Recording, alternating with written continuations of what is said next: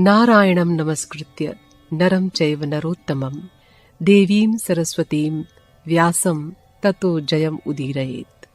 अंतर्यामी नारायण स्वरूप भगवान श्री कृष्ण और उनके सखा नररत्न अर्जुन, उनकी लीला प्रकट करने वाली भगवती सरस्वती और उसके वक्ता भगवान व्यास को नमस्कार करके आसुरी संपत्तियों का नाश करके अंतःकरण पर विजय प्राप्त कराने वाले महाभारत का पठन और श्रवण करना चाहिए। आज की कथा के बारे में आपको बता दें। आज की कथा है कि द्रौपदी 5 पतियों की पत्नी कैसे बनी। क्या ये बात धर्म के अनुकूल थी या प्रतिकूल? उस समय क्या थी सबकी मनोदशा? तो चलिए शुरू करते हैं आज की कथा। धर्मराज युधिष्ठिर ने महाराज द्रुपद को अपना परिचय दिया। तब द्रुपद ने धृतराष्ट्र को बहुत कुछ बुरा भला कहा और युधिष्ठिर को आश्वासन दिया कि मैं तुम्हारा राज्य दिलवा दूंगा। उसके बाद उन्होंने कहा कि युधिष्ठिर, अब तुम अर्जुन को आज्ञा दो वे विधि पूर्वक द्रौपदी का पाणी ग्रहण करें। युधिष्ठिर ने कहा, राजन, विवाह तो मुझे भी करना है। द्रुपद बोले, ये तो बड़ी अच्छी बात है, तुम ही मेरी कन्या का विधि पूर्वक पाणी ग्रहण करो। युधिष्ठिर ने कहा, राजन, आपकी राजकुमारी हम सब की पटरानी होगी। हमारी माँ की ऐसी ही आज्ञा है, इसलिए आप आज्ञा दीजिए कि हम सभी क्रमशः उसका पाणी ग्रहण करें। राजा द्रुपद बोले, कुरुवंश भूषण, तुम ये कैसी बात कर रहे हो? एक राजा की बहुत सी रानियां तो हो सकती हैं, लेकिन एक स्त्री के बहुत से पति हो, ऐसा तो कभी सुनने में नहीं आया। तुम धर्म के मर्मज्ञ और पवित्र हो, तुम्हें लोक मर्यादा और धर्म के विपरीत ऐसी बात सोचनी भी नहीं चाहिए। युधिष्ठिर बोले, महाराज, धर्म की गति बड़ी सूक्ष्म है, आप लोग तो उसे ठीक ठीक समझ ही नहीं पाते। हम तो उसी मार्ग से चलते हैं जिससे पहले के लोग चलते रहे हैं। मेरी वाणी से कभी झूठ नहीं निकला है, मेरा मन कभी अधर्म की ओर नहीं जाता। मेरी माँ ने ऐसी आज्ञा दी है और मेरा मन इसे स्वीकार करता है। द्रुपद ने कहा, अच्छी बात है, पहले तुम्हारी माता और धृष्टद्युम्न सब मिलकर कर्तव्य का निर्णय करें और फिर बतलाएं। उसके अनुसार जो कुछ करना होगा कल किया जाएगा। सब लोग इकट्ठे होकर विचार करने लगे।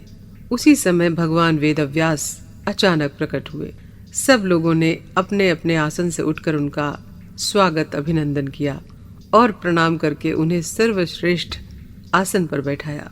कुशल समाचार निवेदन करने के बाद राजा द्रुपद ने भगवान वेदव्यास से प्रश्न किया, भगवान, एक ही स्त्री अनेक पुरुषों की धर्मपत्नी किस प्रकार हो सकती है?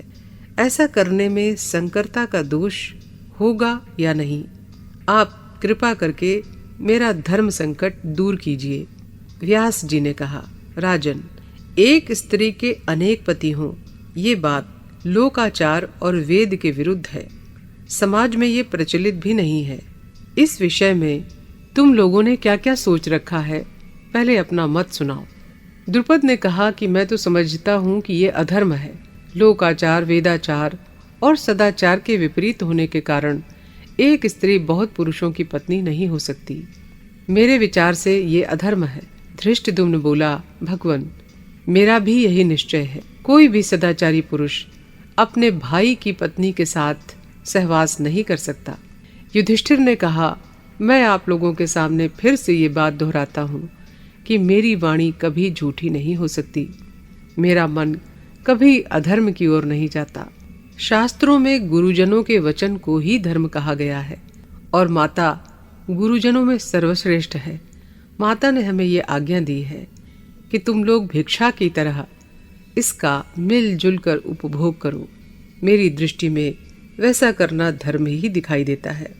व्यास जी ने कहा, द्रुपद, राजा युधिष्ठिर ने जो कुछ कहा है वो धर्म के प्रतिकूल नहीं, अनुकूल है, परंतु इस बात का रहस्य मैं सबके सामने नहीं बता सकता, इसलिए तुम मेरे साथ एकांत में चलो। व्यास जी ने द्रुपद को एकांत में ले जाकर द्रौपदी के पहले 2 जन्मों की कथा सुनाई और ये बताया कि भगवान शंकर के वरदान के कारण ये 5 ही द्रौपदी के पति होंगे। इसके बाद उन्होंने कहा, द्रुपद, मैं प्रसन्नता पूर्वक तुम्हें दिव्य दृष्टि देता हूँ, इसके बाद तुम इन पांडवों के पूर्व जन्म के शरीरों को देखो। द्रुपद ने भगवान वेदव्यास के कृपा प्रसाद से दिव्य दृष्टि प्राप्त करके देखा कि पांचों पांडवों के दिव्य रूप चमक रहे हैं। वे अनेकों आभूषण धारण किए हुए हैं। ऐसा जान पड़ रहा है मानो स्वयं भगवान शिव, आदित्य अथवा वसु विराजमान हो गए हों।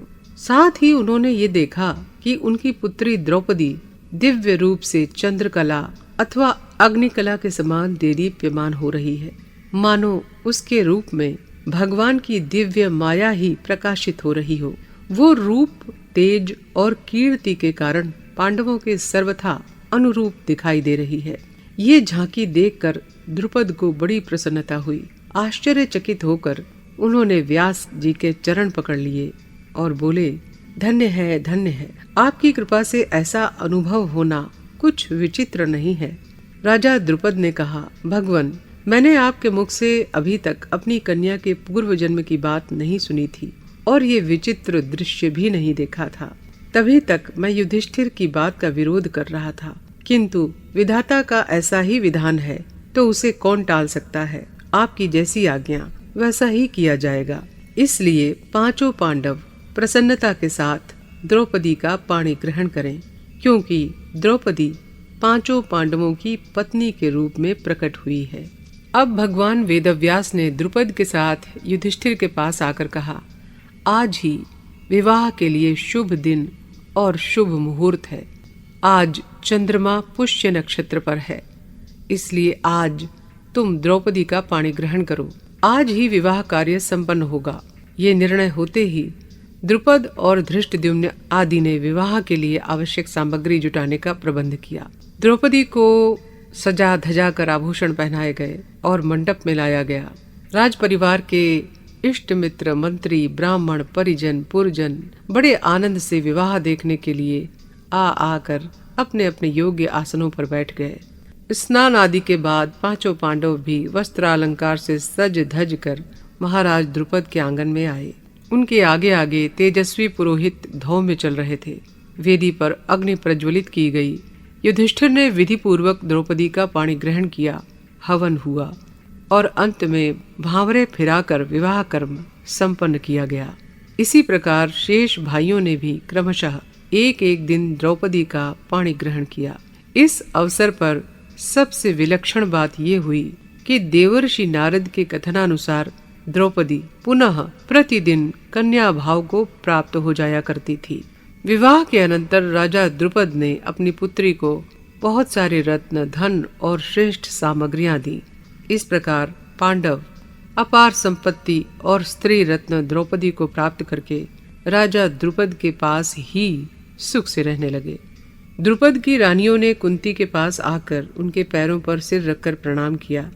रेशमी साड़ी पहने द्रौपदी भी सास को प्रणाम करके हाथ जोड़े नम्र भाव से उनके सामने खड़ी हो गई।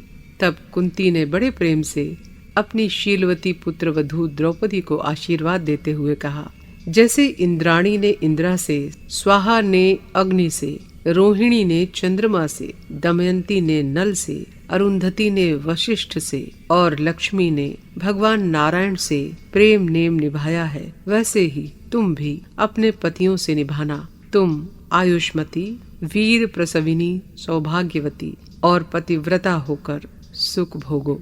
अतिथि, अभ्यागत, साधु, बूढ़े और बालकों की आवभगत तथा पालन पोषण में ही तुम्हारा समय व्यतीत हो। तुम अपने सम्राट पतियों की पटरानी बनो। जगत के सारे सुख तुम्हें मिले और तुम 100 वर्ष तक उनका उपभोग करो। इस प्रकार पांडवों का विवाह हो जाने पर भगवान श्री कृष्ण ने भेंट के रूप में वैदुर्य आदि मणियों से जड़े हुए स्वर्णालंकार, कीमती कपड़े, बहुमूल्य दुशाले, सैकड़ों दासियां, करोड़ों मोहरें और बहुत सारा सोना भेजा।